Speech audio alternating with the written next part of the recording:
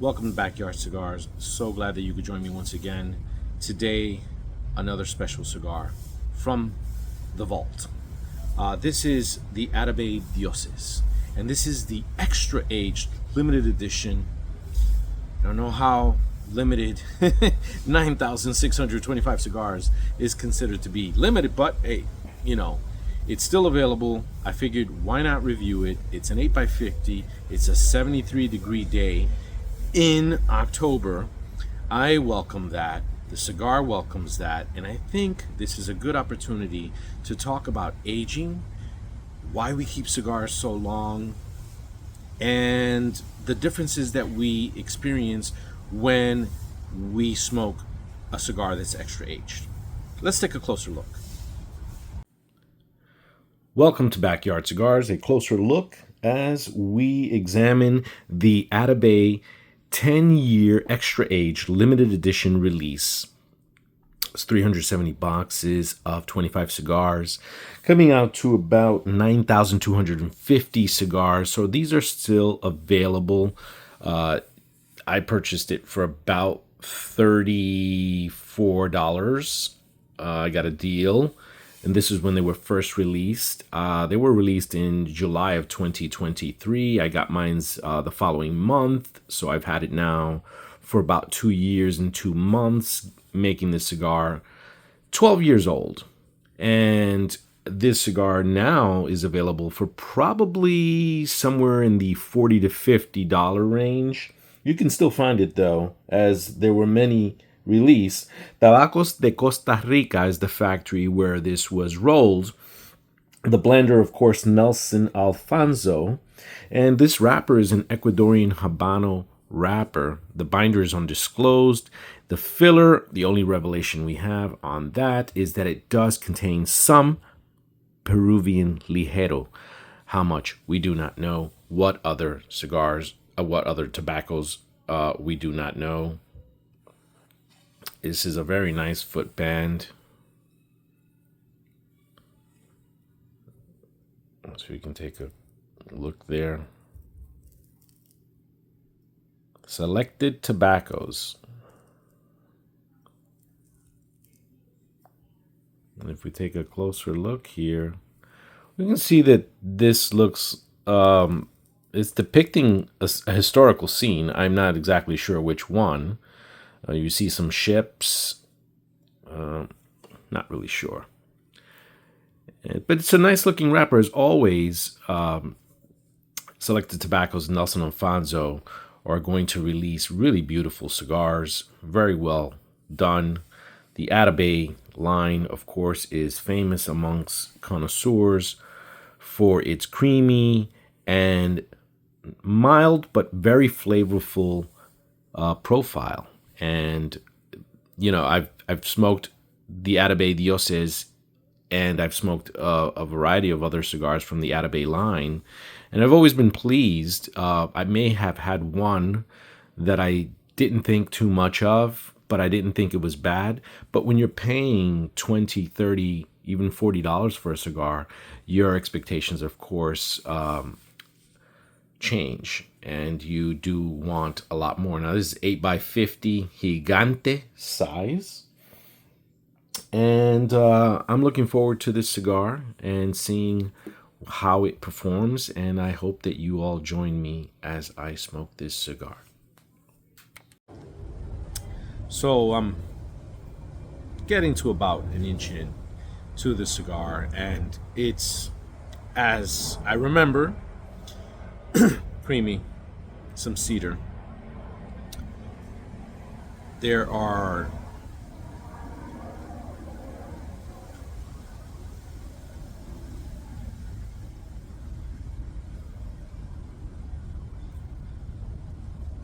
it's a little bit of a floral note too, and I've had a few cigars lately that have been sort of floral. And that's a flavor profile that comes up sometimes, whether it's nutty, whether it's maduro with the sweet cocoa, right? Or whether it's creamy and cocoa, which I love. Or whether it's pepper with a hint of sweetness. You've got different blends, And blenders approach their blends differently. In the case of Nelson Alfonso from Select Tobaccos, he's a master, right? We know that he is someone who is involved in the process from the beginning to the end. Now, he's not out in the fields per se anymore. At least I don't think so, although I do believe he may visit the fields. He's elevated. He's definitely the guy who has this company, his cigar company, that is all about glam. And when I say glam, I don't mean that in a negative way. I mean that in a positive way, meaning that the attention to detail is there on every part of the cigar, whether it's the bands, the wrapper, the flavors, and of course the packaging, because he's a master at that as well. And he's elevated the cigars that he releases to that special status, right? That's what he wanted. He wanted that from the beginning. Now, Atabey was what he started with back in 2010. And then we're looking at the fact that his company, the early 2000s, but then he released later on the Alfonso Select under his name for the first time, and that was a huge success. But going back to the Atabey was one of those cigars, one of those first cigars that I had that was very expensive, very hyped, and it came with the lineage of, in the history behind Nelson Alfonso. But I'm not going to get too much into Nelson Alfonso today, because I have other videos where I've talked about his legacy, what he's done. I just really want to talk about aging. So Nelson Alfonso, and I go back to him, right?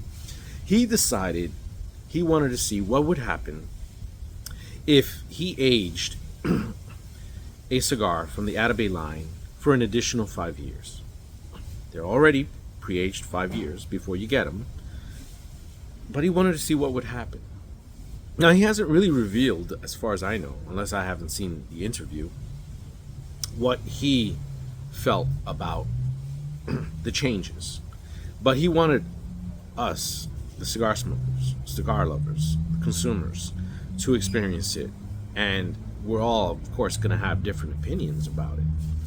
But right now, my opinion is coming up short, because I'm tasting the same Atabey Dioses, that I normally taste. So I'm not getting anything different just yet. But we'll see.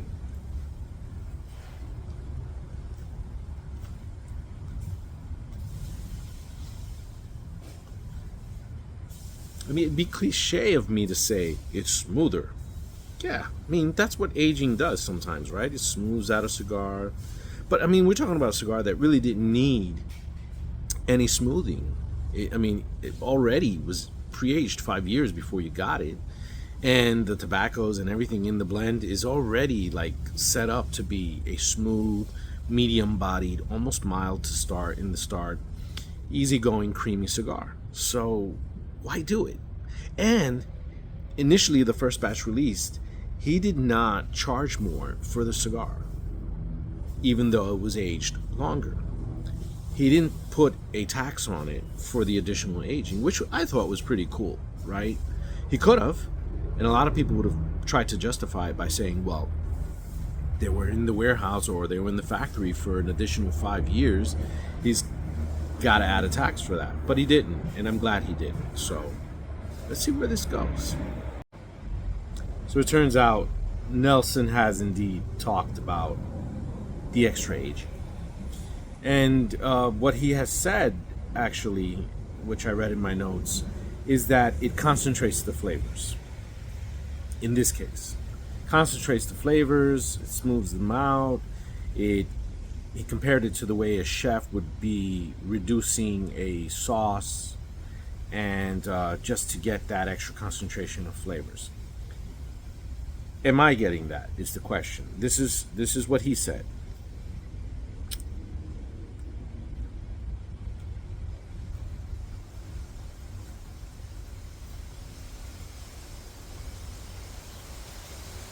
I mean, I feel that it's not as mild to start with as it normally would be. And if that's a byproduct of the additional aging, then I suppose one could argue that the concentration of the flavors has allowed the cigar to be slightly less mild. Although, in my experience, when you're aging a cigar, it really depends on where you're starting from, right? If the cigar is aggressive, or if it's slightly harsh, or if it's too peppery, it the additional aging could tone that down. But Nelson also blends specifically. His starting point and the way he blends is already with the intention of how the aging is going to affect. Did I just make sense? Basically, what I'm saying is he goes into it knowing already the blend that he's using, how it may or may not be affected by the additional aging. It's not as if he's blending a cigar and then all of a sudden is, let's just see what the aging does.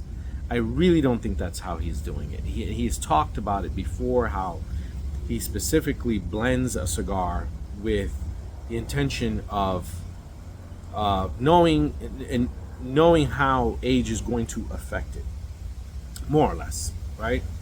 Because you can't predict certain variables like how we store our cigars, and we're all going to store them differently. And someone might store the cigar for a long period of time at 70 RH, or someone might store it at 63. And that's going to also impact how that aging affects the cigar's flavors. That given day, when you smoke the cigar and you've taken it out of your humidor and you've been aging it for, let's say, 5 years at 65 RH, and you come outside and it's 70 RH outside, that's going to play a role too. So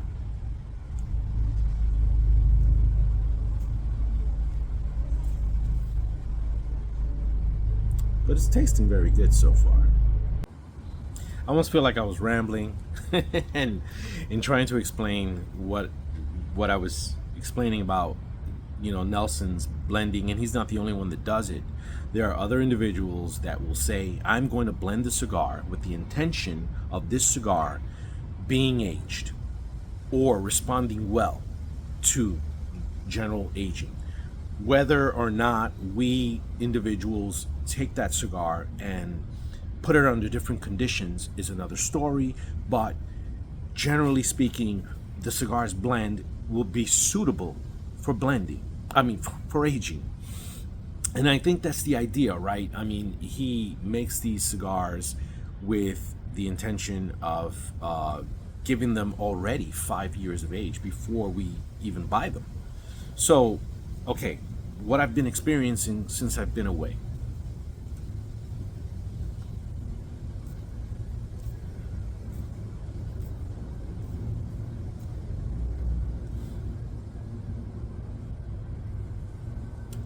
It is different.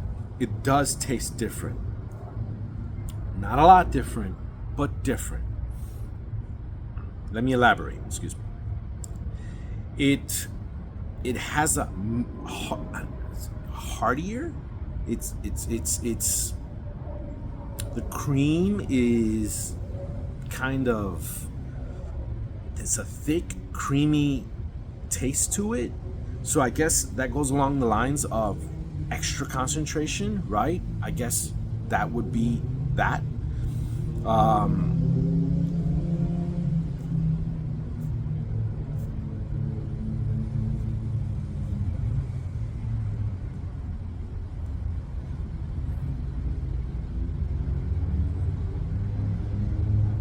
beauty to retrohale if you're into that.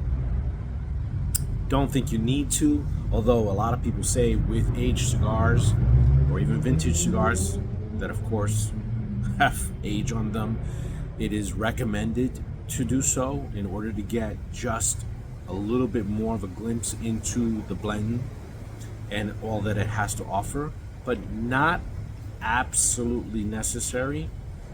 But just if if at all, if you can, for those of you that can't retrohale, try to look up my videos on retrohale and at least do like a partial retrohale, or there are variations of the retrohale, whether you want to believe that or not. That I'm not going to dispute that with you. I'm not going to debate that with you. I've already done the research. I've done the videos, and people will swear up and down they know everything about retrohaling, especially when it comes to getting more out of your cigar, whether it's an aged cigar, a vintage cigar, or whether it's just a cigar that tastes really good and you want to get that extra oomph. I don't have time for that. Enjoy your cigar the way you want, and don't let anybody tell you that if you don't retrohale a cigar, you're not enjoying it. You can still enjoy it. Whether your level of enjoyment will be different from another person's, it's really subjective sometimes, because we just smoke differently, and that plays a role. So, okay, now I rambled. Back to the issue at hand.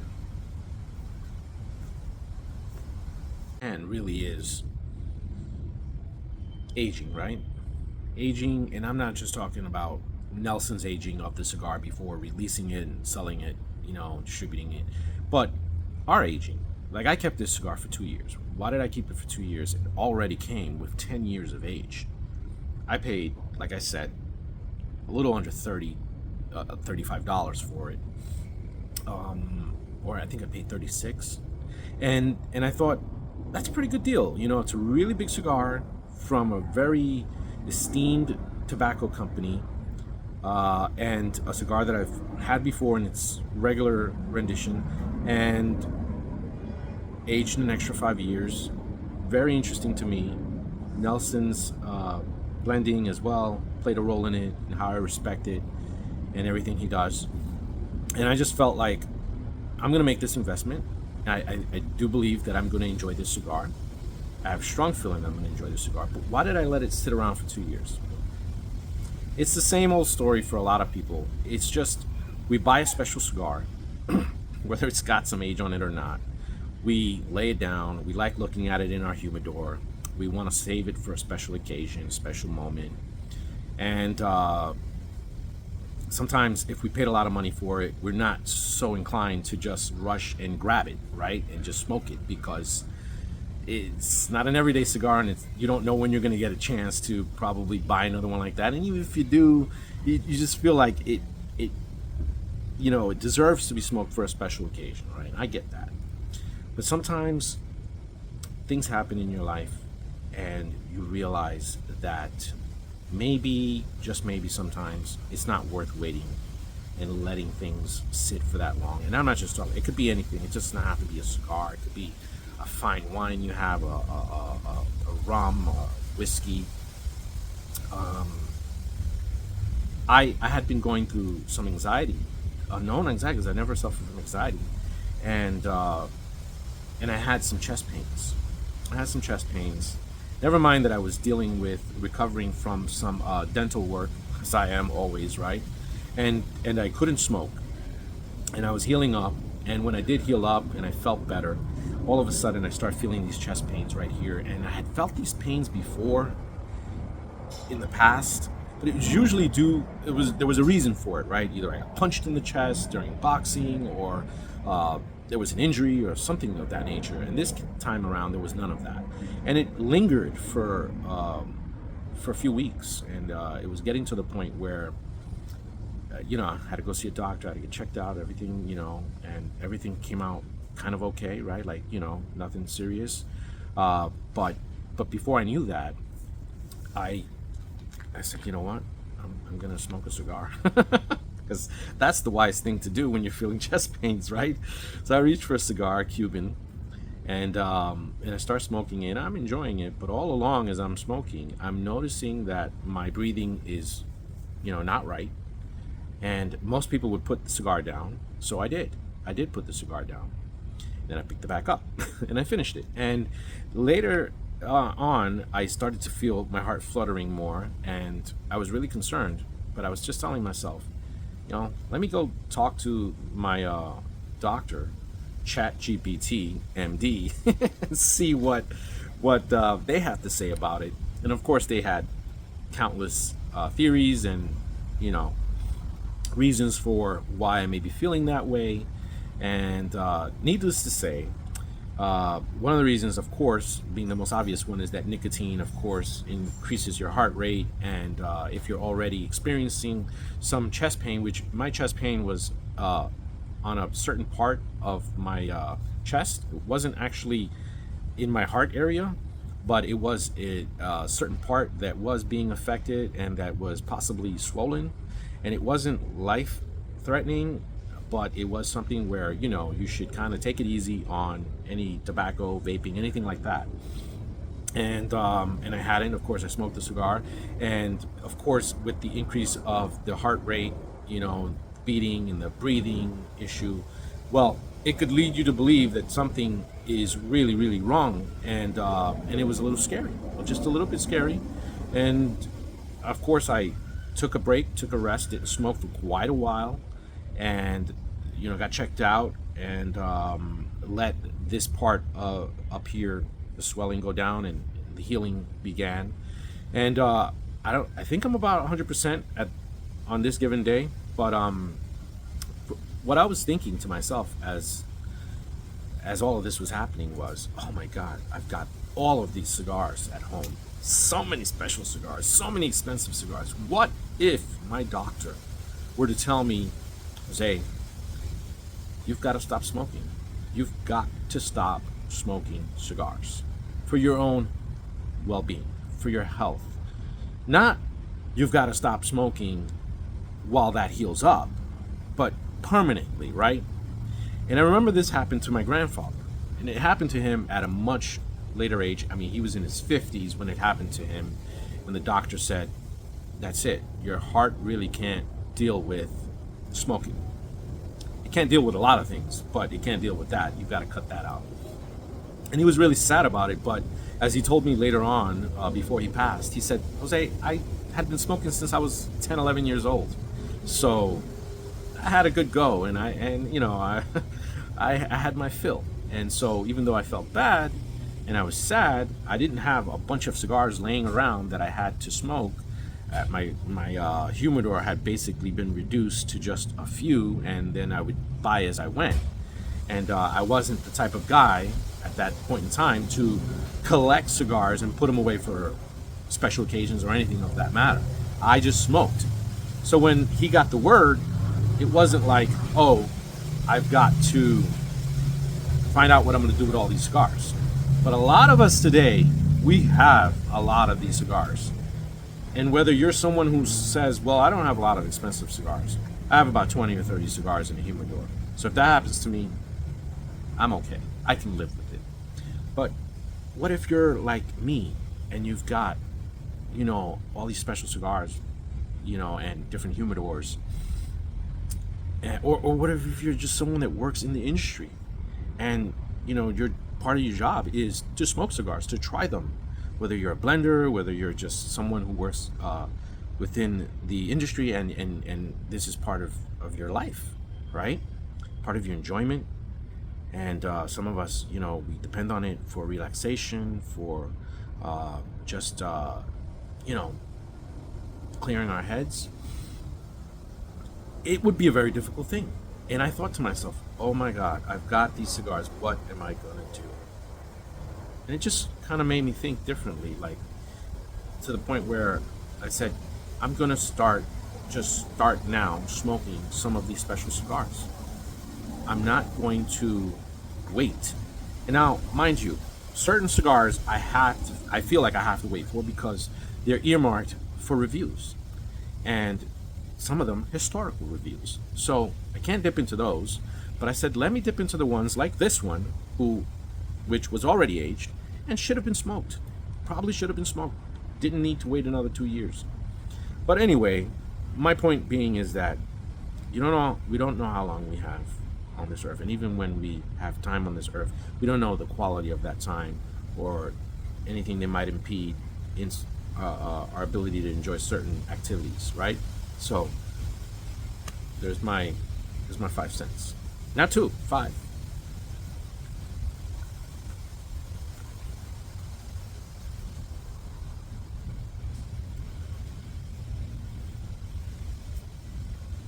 Rich, decadent cream.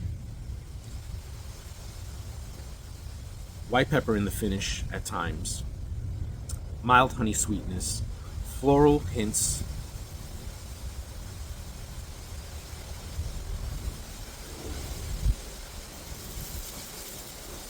Very windy day. Very, very windy day. Um, even though even though it's 72, 73 degrees and you've got a humidity, close to the 60s, it's you still feel a chill in the air, and with the wind, of course. I don't have a lot of sunlight right now. It was actually a little sunnier earlier, which probably would have been better for me.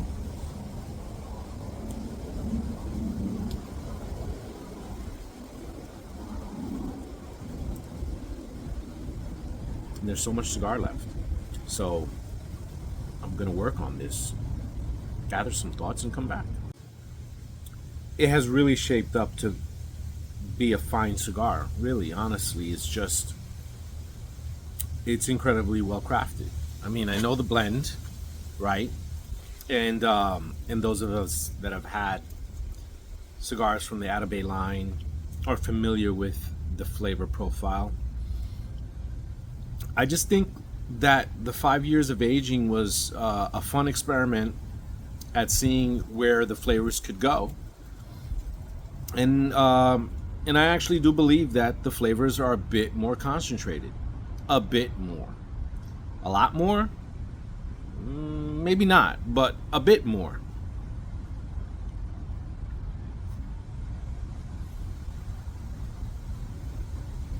And there's this graham cracker sweetness, along with that creaminess that I'm getting on the cigar that I've been really enjoying. And occasionally I'll get a little white pepper in the finish.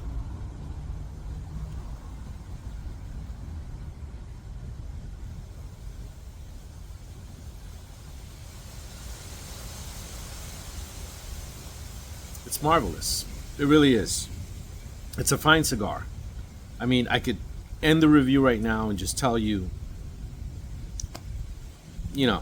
if you like a nice, well-crafted cigar with some minor transitions so far, an overall well-balanced feel,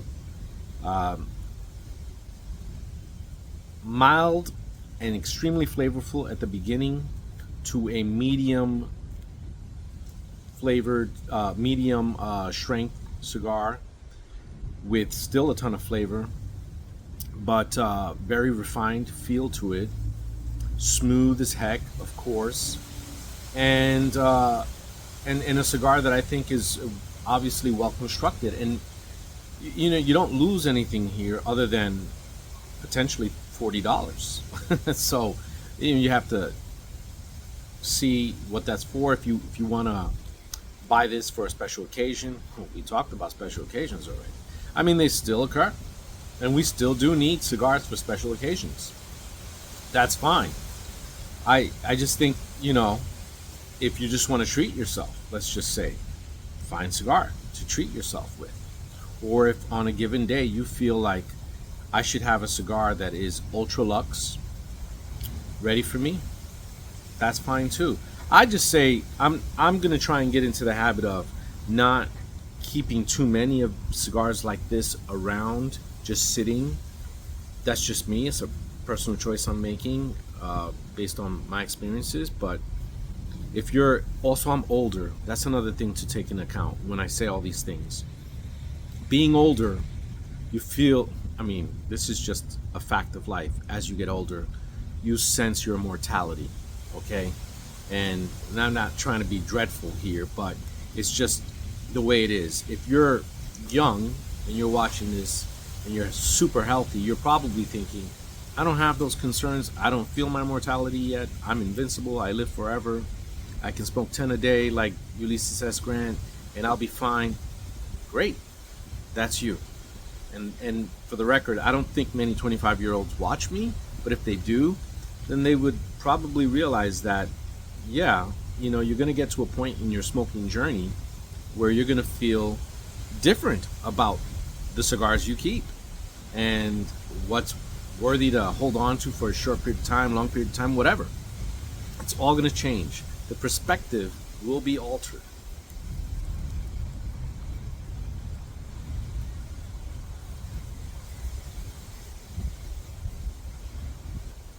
Really, really luscious. Really. Well, good weather has kind of come to an end. Unbelievably, the humidity skyrocketed to 83% and the temperature dropped. And now it feels a lot colder than what it was when I started this cigar. And that's just what happens sometimes when you start off too late in the day with too big a cigar, or misjudge how the weather is going to be. But I'm not uncomfortable, and I'm still enjoying the finer points of this cigar.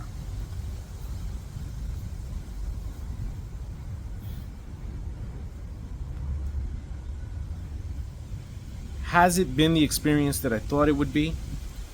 More or less, yes.